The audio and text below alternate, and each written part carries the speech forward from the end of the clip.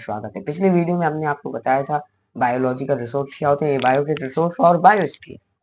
लेकिन आज के सेशन में हम आपको बताएंगे कि अनवीकरणीय संसाधन या नॉन रिन्यूएबल रिसोर्स क्या होते हैं। साथियों, ऐसे रिसोर्स, ऐसे संसाधन जिनका विकास या डेवलपमेंट एक लंबे भूवैज्ञानिक अंतराल में होता है, उन्हें हम अनवीकरणीय संसाधन कहते हैं। एक बार प्रयोग कर लेने के बाद, यूज में लाने के बाद ये रिसोर्स खत्म हो जाते हैं और खनिज और जीवाश्म जो है, यानी कि मिनरल्स और जो जीवाश्म ईंधन है, ये नॉन रिन्यूएबल रिसोर्स के मेन एग्जाम्पल है, प्रमुख उदाहरण है।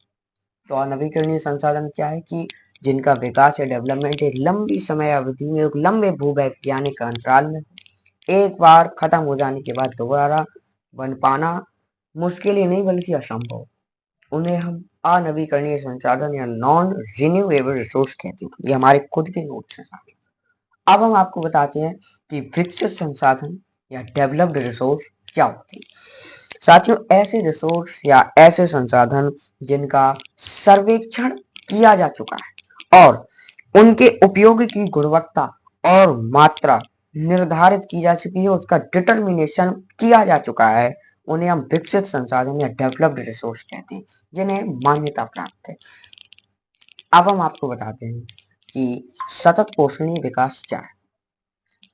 साथियों, सतत पोषणीय विकास हमारी विकास की एक ऐसी प्रक्रिया है, एक ऐसा डेवलपमेंट होता है जो एनवायरनमेंट को बिना हानि पहुंचाए, बिना नुकसान पहुंचाए हम विकास भी कर सकें और हमारे पर्यावरण को कोई नुकसान ना पहुंचे और भविष्य की पीढ़ियों की आवश्यकताओं को ध्यान में रखते हुए, यानी कि उनकी भविष्य की आने वाली जो भावी पीढ़ी है उनकी अवहेलना ना की जाए, उसे हम सतत पोषणीय विकास कहते हैं। ये डेवलपमेंट। अब हम आपको बताते हैं कि मृदा संरक्षण क्या है।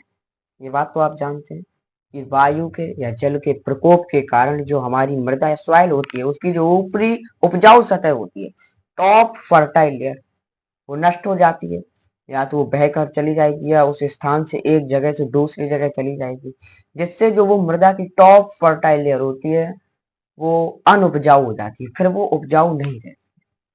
अब इसको क्षरण से बचाने के लिए जितने भी उपाय किए जाते हैं उन्हें हम मृदा संरक्षण कहते हैं। अब हम आपको बता दें कि मृदा संरक्षण किन किन तरीकों से किया जा सकता है, जो कि हमने खुद अपने नोट्स तैयार किए एनसीईआरटी के मुताबिक। पेड़ पौधे और घास लगाकर पहला उपाय तो ये है। एक मिनट साथियों।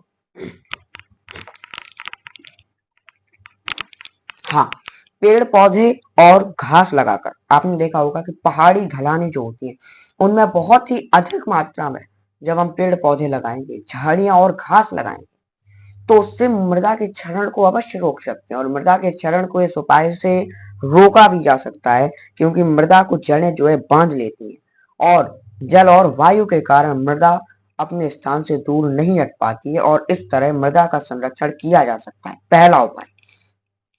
दूसरा उपाय क्या है कि अतिचारण के प्रतिबंध करने से जो पशु होते हैं, जो चारागाह करते हैं, तो उनके चरागाह बनाए जाने चाहिए ताकि वे पहाड़ों की ढलानों पर चर ना सके, तो ताकि जो इसकी टॉप फर्टाइल लेयर है वो अपने स्थान से नहीं हटेगी, ना ही पशु उसका चरागाह कर पाएंगे। तो उनके अतिचारण से मृदा से रहित हो जाती है और तेज वर्षा और आंधी से उड़ा ले जाती है।